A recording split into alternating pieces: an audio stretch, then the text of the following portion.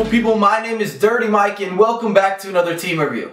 And if you're new to the series, then it's all about giving you the ins, giving you the outs, and breaking down some of the top squads in FIFA 14. And in today's EP, we've got the heavily requested Arsenal. And make sure to drop a comment right now and let me know which squad would you like to see me review next. And if we can smash 300 plus likes on this video, that would be outstanding. Before I get into the custom tactics, if you guys need any ultimate team coins, check out FIFAcoinstoday.com. The links will be in the description, and make sure to use the code MICHS09, MICHS09, in order to get an additional 10% off on every single purchase.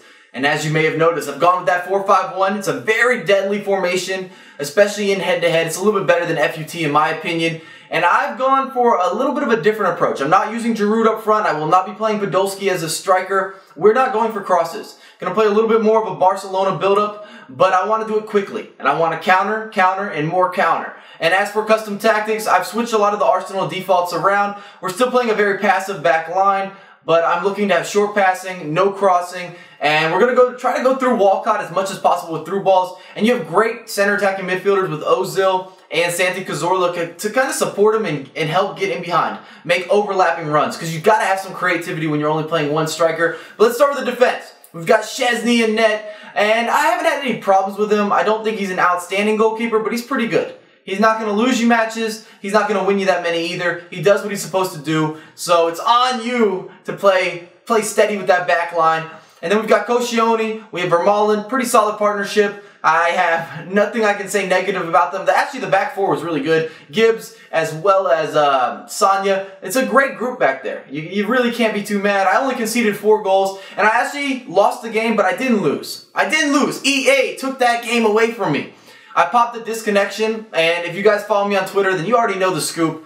And it's just frustrating when you're not losing a match, but you get a loss. I think I actually was getting the update for FUT, and somehow it affected my head-to-head gameplay.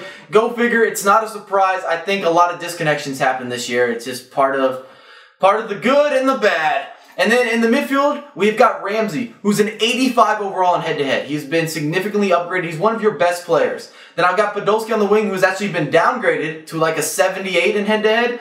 And he's nowhere near as quick. He's got the 2-star weak foot, which is kind of suspect. We put Oxlade on the other wing. And you can interchange Oxlade-Chamberlain with Walcott. But if I'm playing a one-striker setup and I don't have any wingers, just midfielders, I kind of like Walcott up front, because if he does get loose, he will not be caught. Nobody's going to catch him. You're going to get an opportunity maybe to pass it around to somebody on the side. You might be able to go sweaty. You get a 1v1 finish. There's a lot of good things about having Walcott as your single striker. And as I said, I had Ozil and Santi Cazorla. A lot of interchangeability in that point of view. And they each provide so well. And then the second formation, I went with the 4-3-3. And this is where I switched things a little bit up front.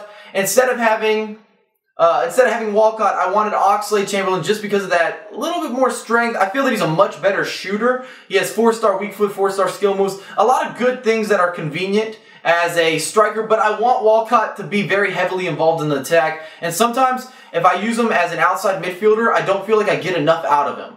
And that's why it's okay to play him as a winger, because now he can attack, you can do through balls in behind. And that big switch, if you guys have been playing the 4-3-3, you can switch it from one half all the way over to the other half very easily if you have good providers, such as a Ramsey, such as an Ozil or a Santi Cazorla. And I am using Ozil as the right wing. Some people may want to use Podolski there. There's a couple different options. You could even bring Rosicky in, but I love his 4-star skill moves, and I think he's really good at providing, and he seems to dribble inside. He's not as quick as some of your other options, but I felt like it's a pretty good position for him. You can Berba spin into the middle. He's good with the body feints. Ozil's not the best finisher in FIFA, and that's why he takes a lot of hate. I've actually never spoke too highly of him just because of the lack of ability to finish. We bumped Podolski off the lineup, and now I've brought Diaby in to play as a CDM. I think that helps a lot. He's really big. He chases down people. He's like a Yaya Toure. Not quite as good, but he's still right up there. My top goal scorer was actually Ramsey at 7 goals. I think Santi Cazorla also had 5, as you see that beautiful free kick.